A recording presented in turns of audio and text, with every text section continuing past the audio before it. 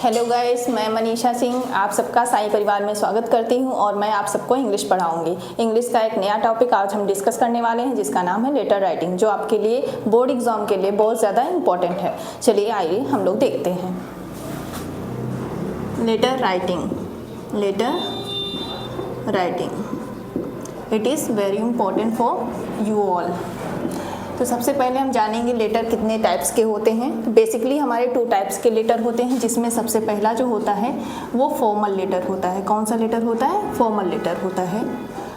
और second one जो होता है हमारा, उसे इनफॉर्मल लेटर कहते हैं।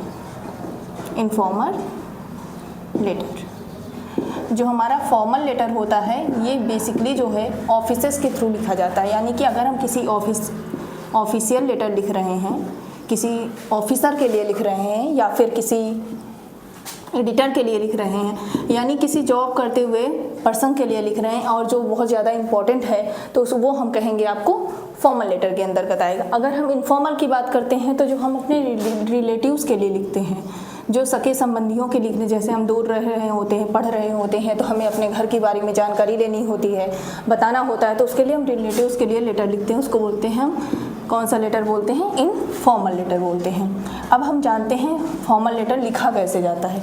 फॉर्मल लेटर, इनफॉर्मल लेटर दोनों के बारे में हम बात करेंगे और ये कैसे लिखा जाता है, ये सबसे ज़्यादा इंपॉर्टेंट है आप सबके लिए। तो चलिए बात करते हैं हम सबसे पहले फॉर्मल लेटर की। Formal letter, how to write it. चलिए आइए देखते हैं। इसके सबसे पहले हम बताएंगे इसके कितने पार्ट्स होते हैं जो सबसे ज़्यादा इंपॉर्टेंट होते हैं। चलिए देखते हैं। फर्स्ट जो होता है हमारा, कोई भी फॉर्मल लेटर लिखने से पहले सबसे पहले हमें लिखना पड़ता है एड्रेस, और वो भी किसका होना चाहिए? सेंडर्स एड्रेस होना चाहिए। किसका एड्रेस होना चाहिए? Sender's address. इसके पहले सेकेंड पार्ट में आता है हमारा डेट। हम इसके बाद लिखेंगे डेट। जो आप डेट जैसे लिखते हो वैसे आप अपनी डेट लिख दीजिएगा। थर्ड वन जो होता है हमारा, वो होता है जैसे कि हम डेट लिख चुके हैं, एड्रेस लिख चुके हैं, डेट लिख चुके हैं, इसके बाद रिसीवर्स एड्रेस, फिर एड्रेस आएगा। क्या आएगा? एड्रेस आएगा। और वो कौन सा? रिसीवर्स एड्रेस आएगा। रिसीवर्स एड्रेस आएगा। ये लिखने के बाद हम इसके बाद लिखते हैं हमारा सब्जेक्ट। जो हमारे एग्ज़ाम पॉइंट ऑफ व्यू में जो दिया जाता है, वो हम अपना सब्जेक्ट लिखेंगे। कौन सा सब्जेक्ट पे हमें लिखना है, वो सब्जेक्ट लिखने के बाद फिफ्थ वन जो होगा हमारा, सैल्यूटेशन लिखेंगे। क्या लिखेंगे? सैल्यूटेशन। सिक्स्थ वन जो हो जाएगा हमारा, इसके बाद बॉडी राइटिंग। उसमें बॉडी में क्या लिख रहे हैं हम, उसके बारे में ये हम लिखेंगे 3 फ्रेजेस में। यानी कि पहले इंट्रो लिखेंगे, इंट्रो के बाद उसको क्या करेंगे? इंट्रोडक्शन लिखेंगे। हम वो लेटर की लिख रहे हैं। इसके बाद सेकंड वन जो हमारा पार्ट होगा इंट्रो, इसको एग्जैगरेट करेंगे। क्या करेंगे? इलाबोरेट करेंगे। इलाबोरेट करने के बाद इसको हम इलाबोरेट करेंगे। और फिर थर्ड वन जो हो जाएगा हमारा, इसी में आएगा, जिसको बोलते हैं क्लोजिंग स्टेटमेंट। चाहे ये इधर से लिखिए या चाहे इसका 7 पॉइंट हम बना देंगे, दोनों आपका सही है, कोई दिक्कत नहीं, क्लोजिंग पॉइंट्स हो जाएगा। इसके जो हमारा 7 होगा, इसके बाद आप लिखेंगे यहाँ पर थैंकिंग यू लिख देंगे। और यहीं पे हम 8 ये दोनों सिमिलर माने जाते हैं। आप दोनों को अलग भी कर सकते हैं। आप इसको लिखते हैं या फिर आप इसको सब्सक्रिप्शन में लिख देते हैं।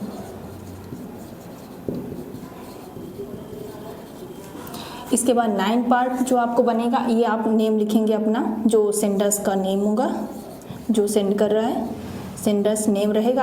अगर उसमें आपका कोई डिजिग्नेशन वगैरह है, जो कुछ भी होगा आप इसमें डाल देंगे। ये आपके 9 पॉइंट्स होते हैं, जिसको आपको ऐसे आप अपने लेटर राइटिंग, ये पॉइंट्स आप याद करिएगा। यही सारा कुछ आपको अपने एग्जाम में लिखना होता है।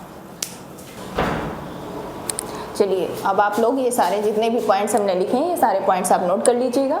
इसके बाद हम आपको एग्जाम्पल के थ्रू बताते हैं, ठीक है? इसको एलैबोरेट करेंगे और आपको बताएंगे। नोट डाउन करिए आप लोग। ओके, सो गाइस, आप लोगों ने लास्ट टाइम देखा कि हम लोगों ने वो कर लिया था, पूरा एक्सप्लेन कर दिया था कैसे क्या लिखना, पॉइंट सारे आपको दे दिए थे। अब उसके बाद हम एक लेटर लेके आए हैं आप लोगों के सामने और आप लोगों को बताएंगे कि कैसे आपको एग्जाम में जब आपके लेटर आएगा तो आप लोग कैसे उसको राइट करेंगे। पॉइंट्स तो हमने बता दिए थे, लेकिन उसको एलैबोरेट करके अब हम जा रहे हैं बताने। इसीलिए मैंने फॉर एग्जाम्पल के लिए, आपके लिए सुविधा के लिए ये हमने लिख दिया है लेटर। यहाँ पर क्वेश्चन दिया है, write a letter to an editor of newspaper to publish an article about bad piece of road in your area. सबके एरिया में ये प्रॉब्लम होती है कि जो है रोडों की समस्या तो आप लोग जान ही रहे हो, तो इसीलिए उस पर हमने एक आर्टिकल वो लिखा है, और आर्टिकल लिखने के लिए एडिटर को एक लेटर लिखा है, जिसमें हमने सबसे पहले क्या लिखा है, उसका एड्रेस। जैसे कि हम लोगों ने पहले पढ़ा था कि इसमें पॉइंट कौन कौन से थे, उसी पॉइंट के बेस्ड पे इसको लेकर आए हैं।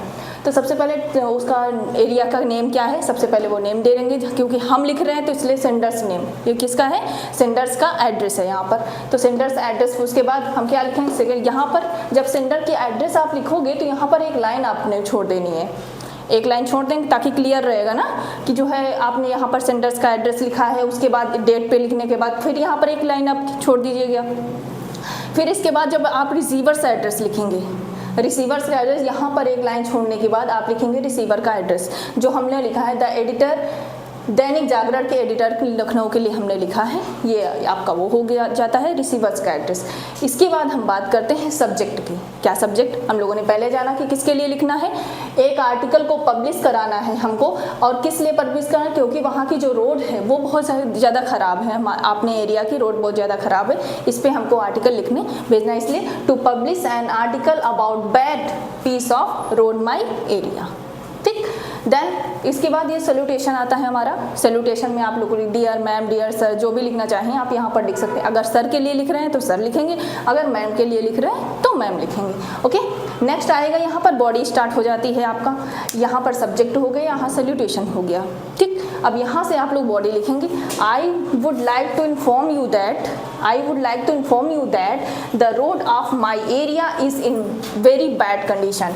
हमारी जो एरिया की रोड है वो बहुत ज़्यादा बैड कंडीशन में है, दैट्स वाई, इसलिए I am writing this letter to make it, हम लोग इस राइटिंग कर रहे हैं, इस लेटर को लिख रहे हैं, किस लिए लिख रहे हैं, in good condition, to make it in good condition, अच्छे कंडीशन में लाने के लिए, because people of this area, जो इस एरिया के पीपल हैं वो बहुत ज़्यादा सफ़र कर रहे हैं, इस प्रॉब्लम से बहुत ज़्यादा सफ़र कर रहे हैं, that's why so much with this problem, इस प्रॉब्लम से बहुत ज़्यादा सफ़र कर रहे हैं, इसलिए हमने ये लेटर लिखा। और किसको लिखा, एडिटर को लिखा है।